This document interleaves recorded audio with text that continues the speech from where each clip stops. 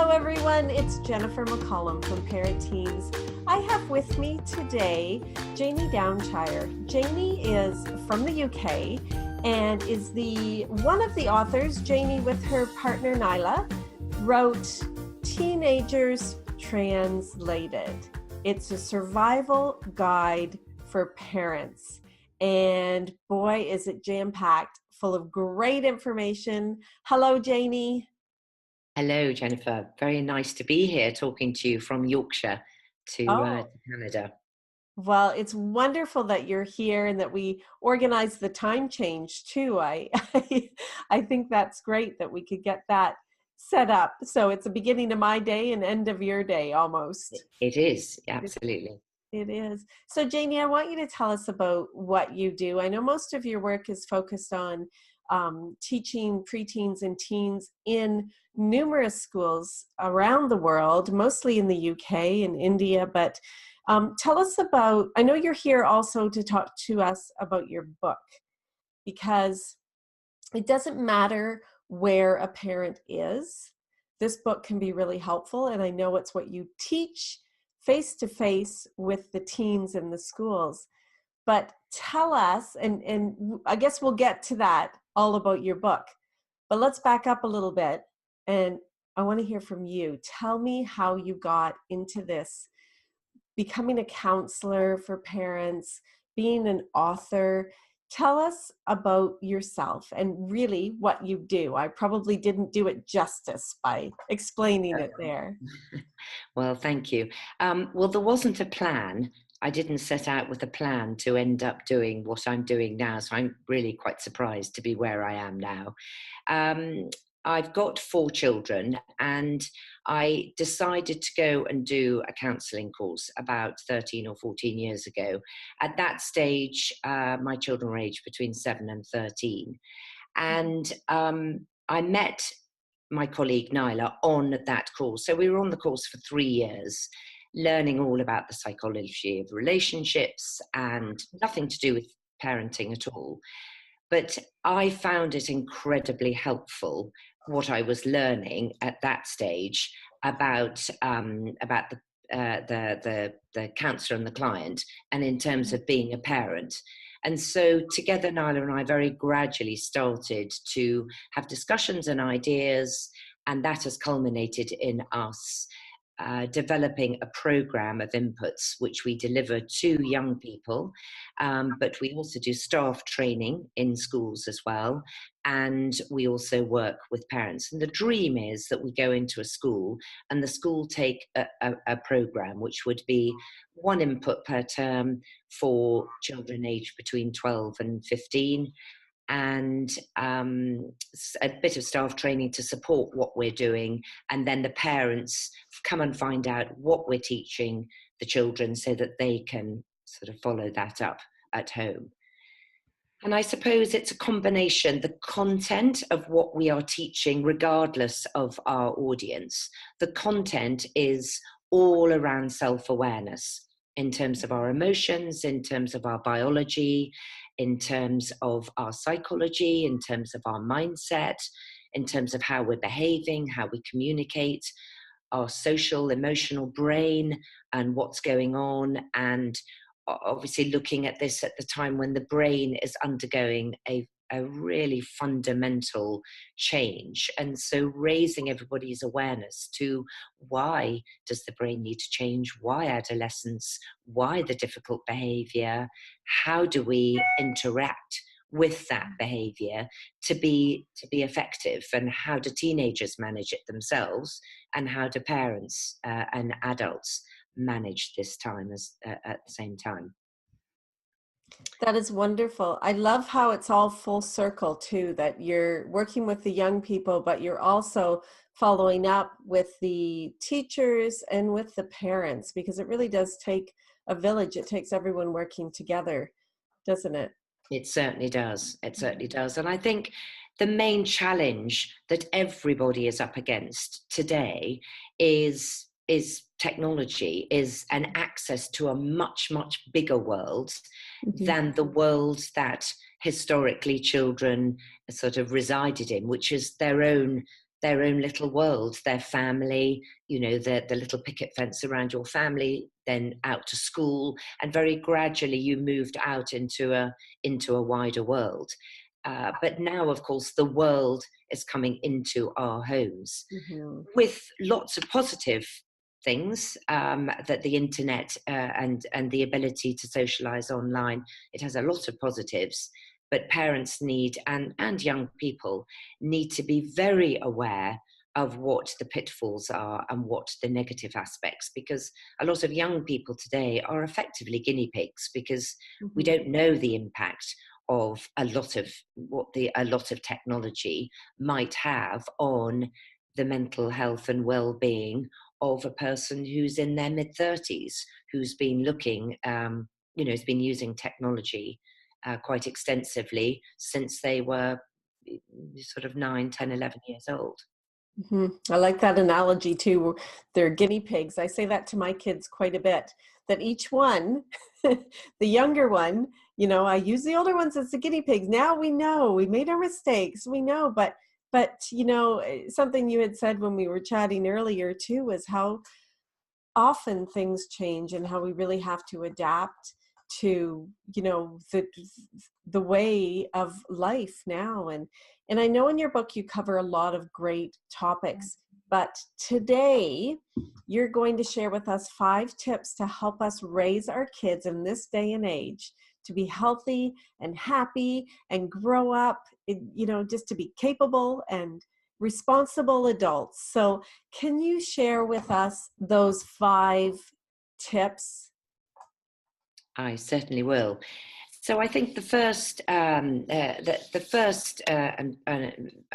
probably one of the, well, probably the most important aspect is that our children need to learn how to self-regulate in today's world. So they need to be able to manage the pressures and challenges that they might be facing socially, academically, with their online of their online world as well. But they need to be able to manage themselves well without using technology as a way of regulating themselves. They've had a difficult day at school, so a little bit of gaming will be a good way of taking your mind off the pressures of the day.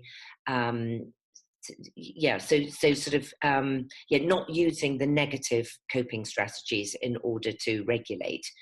I think that during the time that the brain is undergoing its changes, that a child is establishing the pathways in order to be able to manage life in the adult world.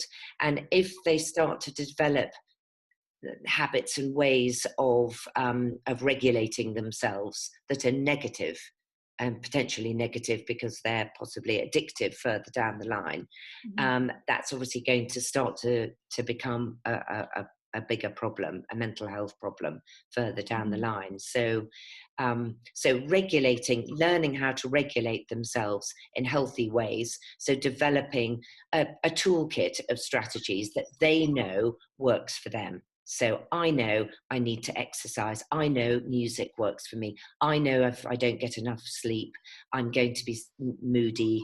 I know that I need to eat regularly, or I get very hungry, and that might then cause me to do something else negative. So it's developing a whole repertoire of activities and habits that are healthy, and starting to construct one's life around making sure you have time for those things.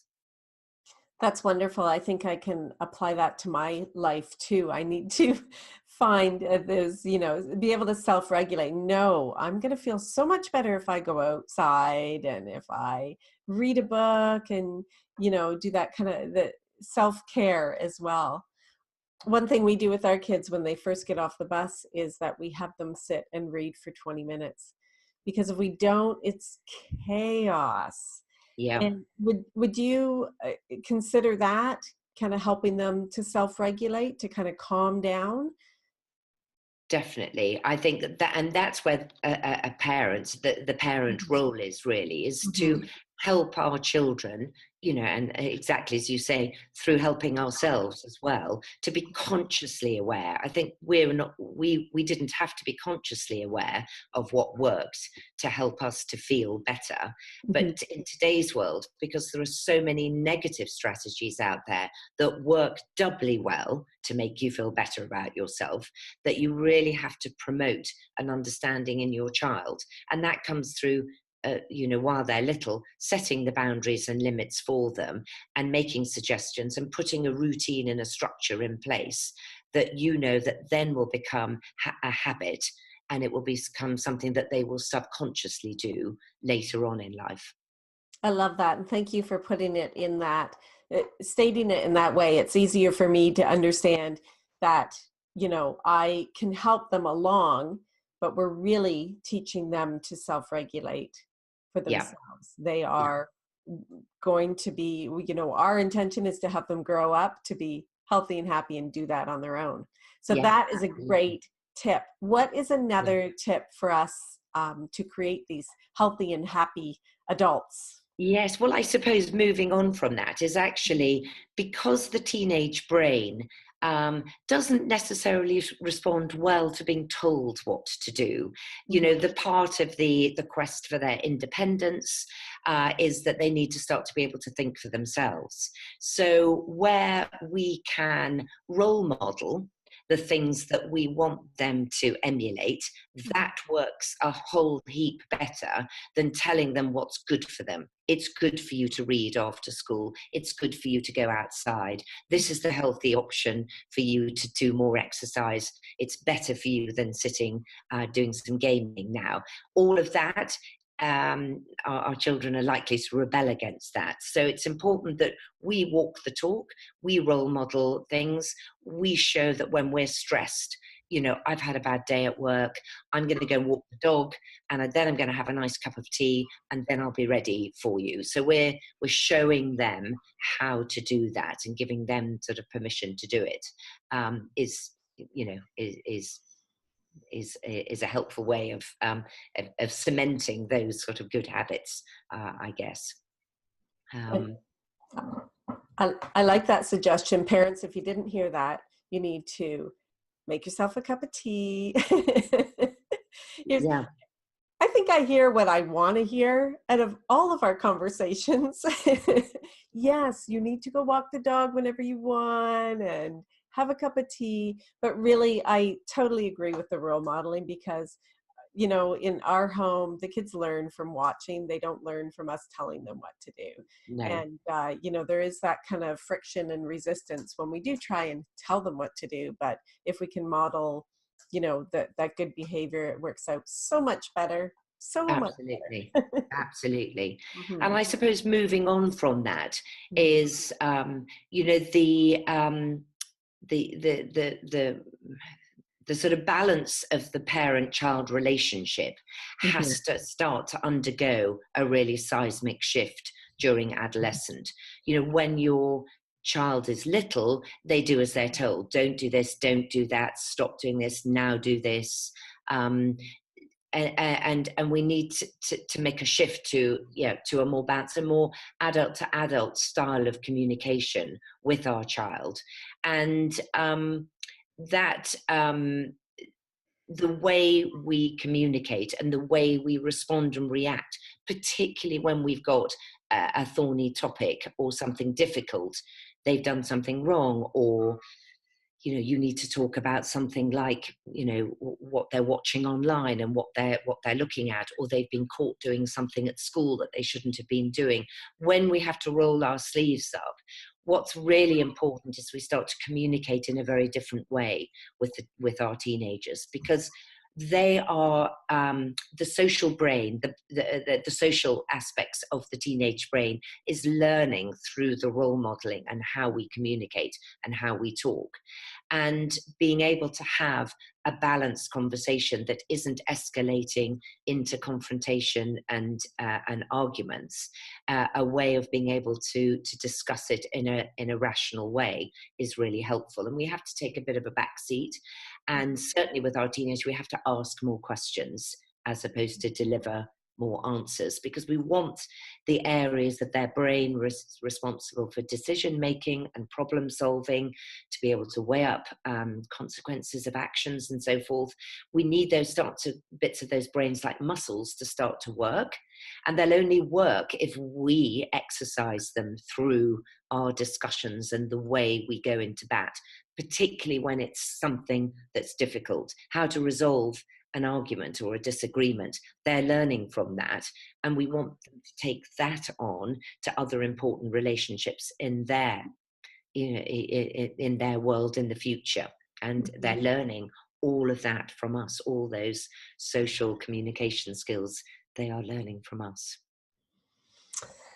I am so glad that is one of your points. I just had a conversation with a mom last night about this topic, and she doesn't have teens yet, so they're not quite teens. And I was trying to describe how we need to alter the way we are talking to and dealing with our teens to shift from telling them what to do, what to wear, what to eat, who to play with, all that when they're young, to shifting. And it is so hard. And I really wish I had learned that lesson years ago. And I guess that's probably why I'm in the work that I am, because I learned from all my mistakes.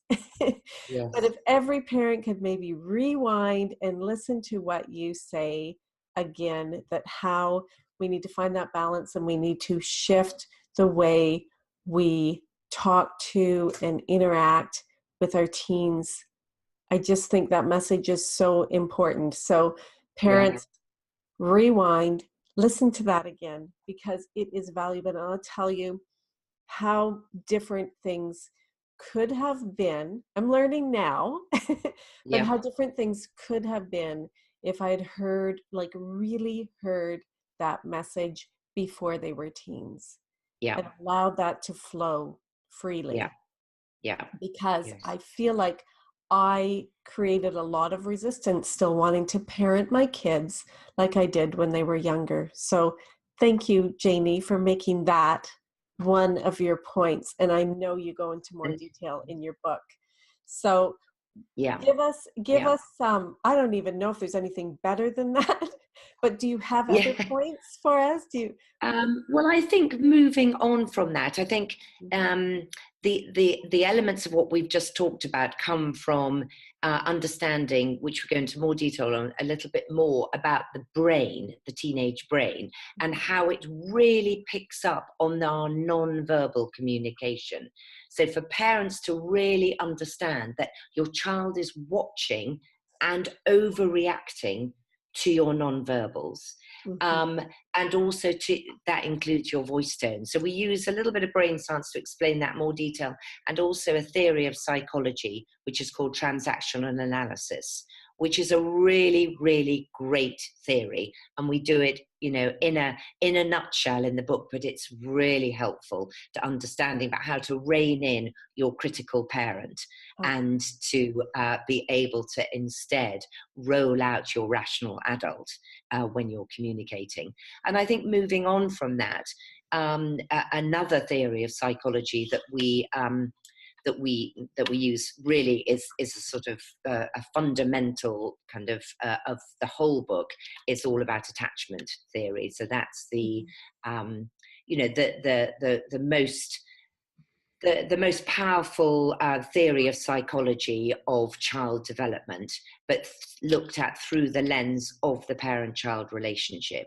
And so looking at what can we do as parents in order to ensure that our child grows up with a secure sense of self, not insecure attachment, but a secure sense of self, and able to approach all the different transitions and challenges and issues that they are going to face in their world with I know this is going to be hard, but I can do this type sort of mindset, as it were. And this comes through the texture of the parent-child relationship.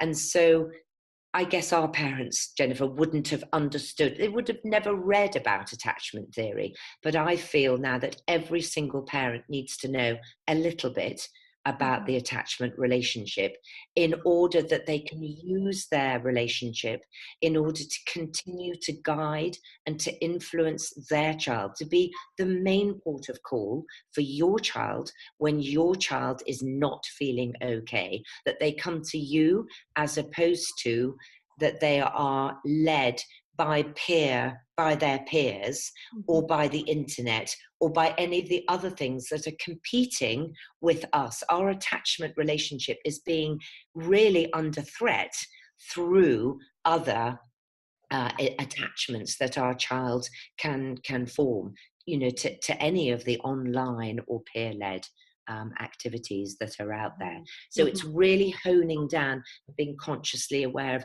how do I make sure that my relationship is fit for purpose for my 12-year-old, for my 15-year-old, for my 25-year-old, for my 35-year-old child, that it moves with them and remains a constant, but it's a changing constant, if that makes sense. It does make sense. And I think even just that last statement, that it's changing and that we adapt. All right, that was a lot to think about. So just those 5 tips alone, and I know in your book you have lots more, but the first one was self-regulation, right? So you are teaching your child how to self-regulate. You are role modeling, which is the second point. And that again was parents, take care of yourself. Self-care there, role model, how to self-regulate yourself. The balance, the number 3, I think is my favorite, which is our shift to treating our teens like you are having an adult relationship with them. So they are no longer your little babies that you are deciding everything for. Of course, we gave them little bits of choices, but they are now their own people. We have to shift the way that we interact with our teens. I love that one. Yeah. That was the one on replay. Then the non-verbal. So those cues, so important. I tell you, my teens can tell just, by a look. And I thought at one point I'd wear these shaded glasses. They wouldn't be able to tell anything. And maybe that's what I need to get, some shaded glasses. Yeah. They can't tell the non-verbal cues. Yeah. And the last one, attachment, which is so very important. So thank you so much, Janey, for sharing that with us. If parents want to get your book, it is available on Amazon. So after this chat, I will have a PDF print off of those 5 points for you with a short description to summarize them, because there was just so much goodness jam-packed into this short talk. Thank you. And then what I'll give you too is a link to find Janey on the Parent Teen site and access Teenagers Translated. Is there anything you want to leave us with? I know you gave us so much great information. Is there any maybe tiny little quick advice that you can give us to find maybe that quick win in our day today? I think I would say to parents, trust your instincts. You are right. If your guts are telling you that something that your child is doing or saying or involved in, or they're going somewhere, you don't feel comfortable about it, you're right to feel that, and then talk to them about it. Keep those lines of communication open, and but trust your instincts as well. I think is really important. That is beautiful.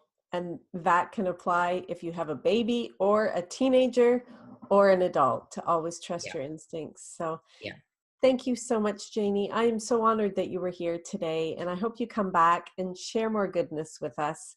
Pleasure. I'd love to. Very happy to chat to you again. That would be lovely. Wonderful. Thank you so much. We'll see you again then. Great. All right. Thank All you, right. Jennifer. Goodbye, Thanks. Janey. Bye. Bye.